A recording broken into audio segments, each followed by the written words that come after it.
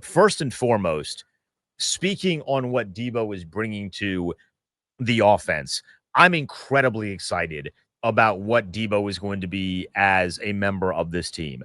I think when the trade was made, there were a lot of us that looked at it and said, well, Debo can play in the backfield, he can do a bunch of different things, and he's going to be utilized as this Weapon X kind of player. I know Weapon X traditionally was a Brian Dawkins nickname, but I feel like he's been retired long enough to where if we wanted to graduate that to Debo, that could be something we could do. I'm not going to ask permission from Philadelphia. They can kick rocks. But if he's going to be used as like this Weapon X thing, also Weapon X is Wolverine, and I love Wolverine. If he's going to be used in this Weapon X thing, like what does that bring to the offense? And I do think there is merit to that. But in the beginning stages of training camp, without Terry there, Debo is also showcasing that, yes, I can do a bunch of the crazy things in the backfield that this team has not had a guy to do from this position before. But it's also a little bit of a reminder that, hey, I'm really good at playing outside as well. Like I can win matchups one-on-one. I can stretch the field with verticality and athleticism. Yeah, I'm really good at screen plays, but hit me on a deep crosser. I'm really good in that space.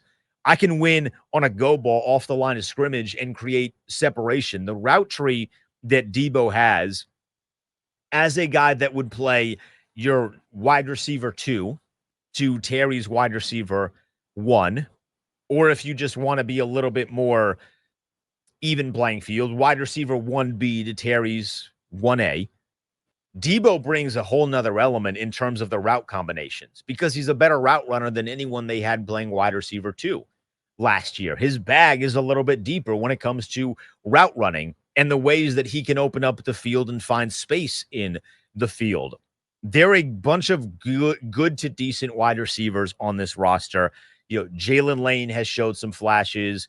Luke McCaffrey has had some really good practices, and he had some really good moments last year. There are good wide receivers on here, but they do not have a lot of NFL experience in some of the nuanced things, like finding holes in the defense, when to sit down versus when to continue a route, when to break in, and all these different things. Like it's very little things that make very big differences, and Debo very much has those already. So him adding those to this offense is something that you should be incredibly excited about.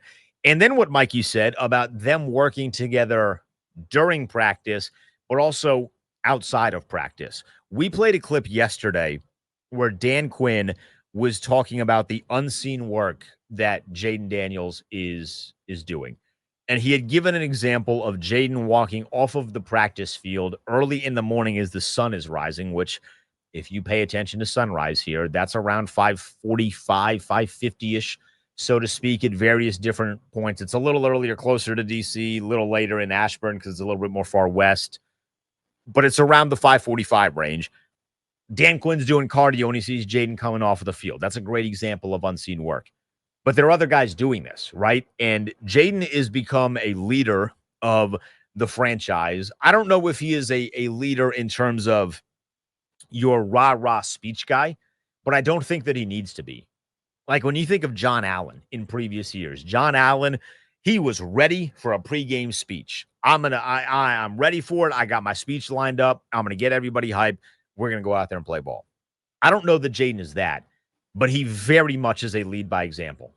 And when you see a guy that is hungry, like Jaden is, and constantly putting in extra work, in turn, it is going to have everybody want to match that energy and put in extra work. So when Mikey says that he and Debo are working off of the field after practice, and some of that might be in the later afternoon walkthroughs before everybody goes home, where most of the media have gone home at that point because we're not allowed to stay out there for a majority of that sort of stuff. Putting in that sort of extra work to work on technique and to work on, hey, I'm reading a situation this way. How would you attack it?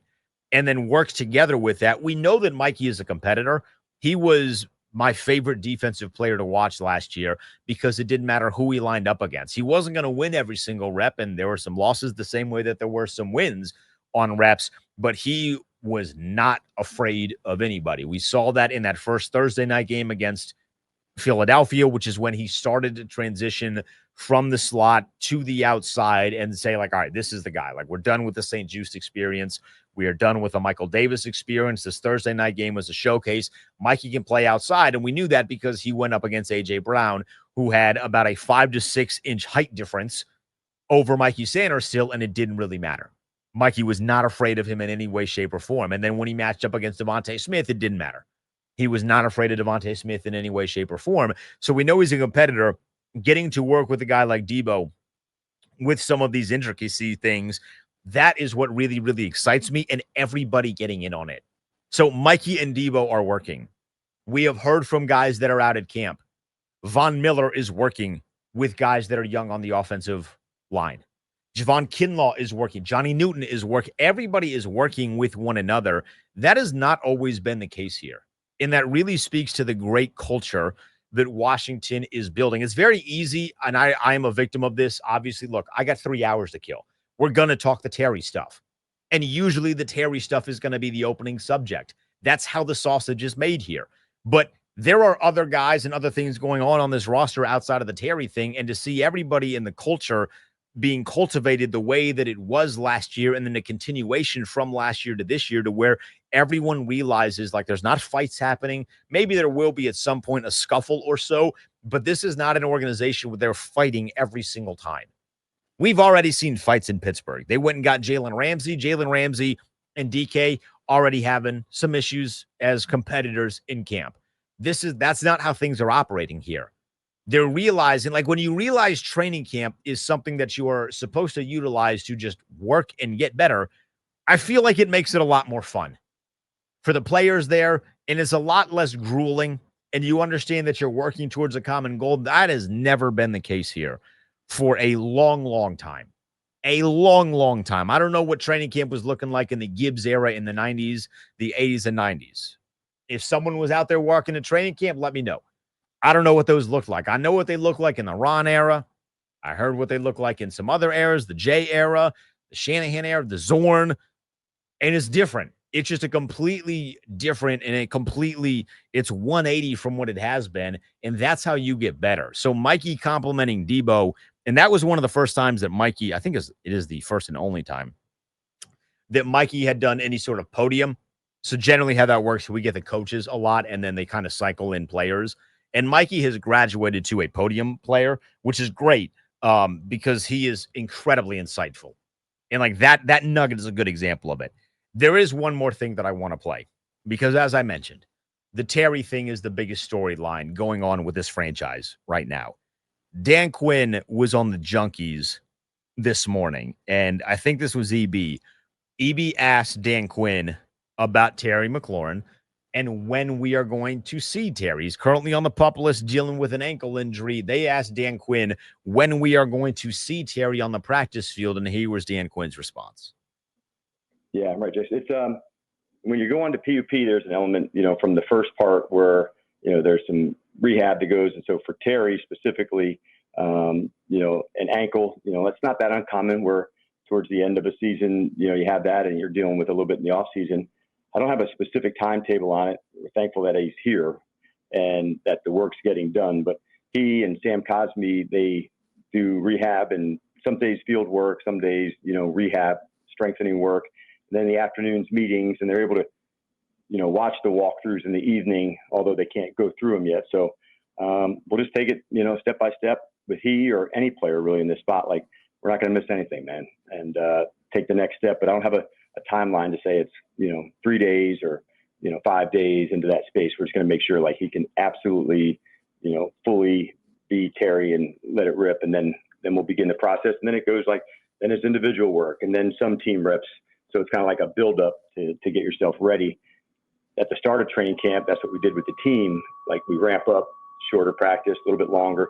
So when a player's coming off PUP, you really need to do the same with them because they missed that ramp up. So once that part happens, Jason will do the same thing, but I don't have a timeline of when that is yet. But that's where we're at. I got a timeline. When pen hits paper, all of a sudden, those individual drills will be getting done. I love this whole charade. Oh, he's on PUP. He's got to do rehab with Sam Cosme. He's working. They're trying to get back. He's working hard. He gonna be up there when he gets paid. And they will ease him in. Like, that part I do agree with. They are going to ease him in to practice when he gets that contract extension or when he decides that enough is enough, which there is going to be a line in the sand at some point. I don't know when that point is, but there is going to be a line in the sand. I'm hoping that an extension is done by the first preseason game, which is next Friday. That gives us still about 9 days to get it done. I'm hoping an extension is done by next Friday. I don't know if that's going to be the case, but that is my hope. Eventually, there is going to be a line in the sand because Terry's not going to sit out of everything. You hope that line in the sand is sooner rather than later, but he's likely not going to be out there until a decision is made. Either we have gotten the contract or we are just going to play this thing out and see what happens. But you are going to ease him in there. It would be idiotic for him to just start immediately as a full participant in practice. They're not going to do that. He didn't do the OTAs. He hasn't been here for a ton. They're not going to just throw him back into the deep end and say, "Hey, yep, go for it. You're signed. You're good. Go." Training wheels are off. Training wheels are off. Go run full speed. That would be idiotic. So I think they will ease him in, but he is very much not there because that contract has not been signed, and they realize that. This is not the first rodeo of anybody in the front office. This is not the first rodeo of anybody in the coaching staff. And right now, everybody is handling this beautifully.